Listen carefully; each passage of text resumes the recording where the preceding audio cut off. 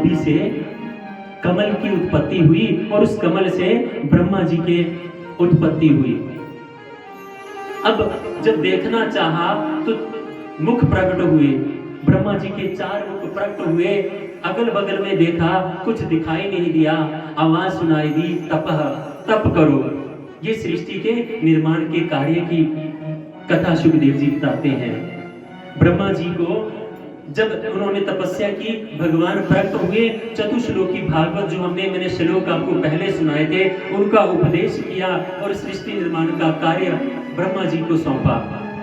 और ब्रह्मा जी ने सृष्टि का निर्माण जब करने लगे तो भगवान ने ब्रह्मा जी को सब साधन दिए।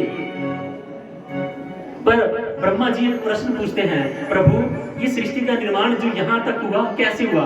भगवान कहते हैं मैंने किया। भगवान से पूछते हैं, अच्छा प्रभु आपने कैसे किया?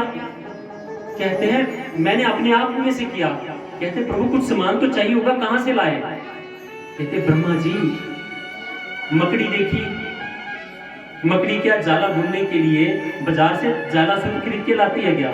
नहीं, अपने मुख से निकालती है, उसी को बुनती है और बाद में उसी को अपने शरीर में लीन कर लेती है।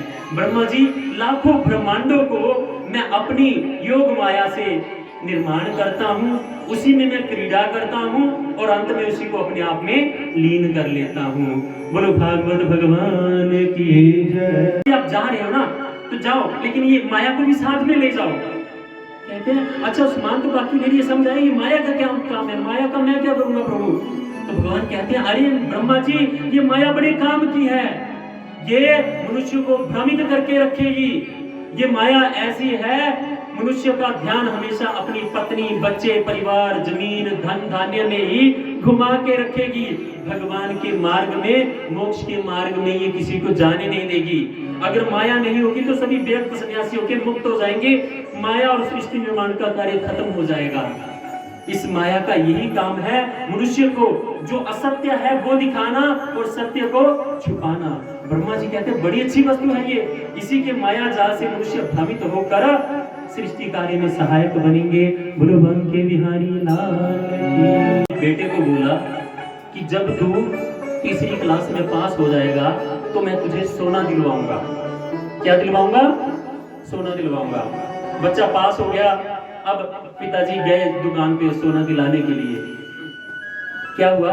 अब जैसे सुनार की दुकान पे पहुंचे, उनका मित्र मिल गया, पिताजी का मित्र मिल गया, तो वो उनसे बातें करने लगे। बेटे को बोला बेटा जा देख तू अंदर जो सोना लेना है ले ले। अब बेटा अंदर चला गया, वो सुनार के पास पहुंचा, उन्होंने कंगन दिखाए, सब जितने भी आभूषण थे सब दिखाए। कहते हैं ये क्या है? ये कंगन है। ये क्या है? ये चूड़ी है।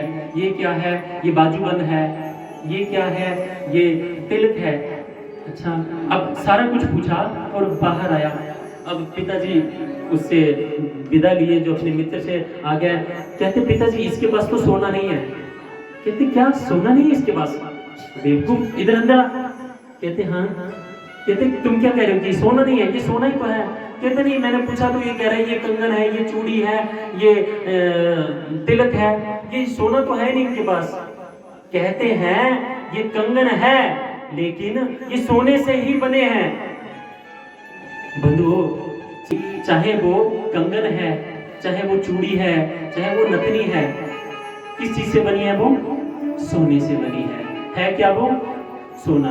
एक मिट्टी है, मिट्टी से एक घड़ा बना दिया, एक चिलम बना दी।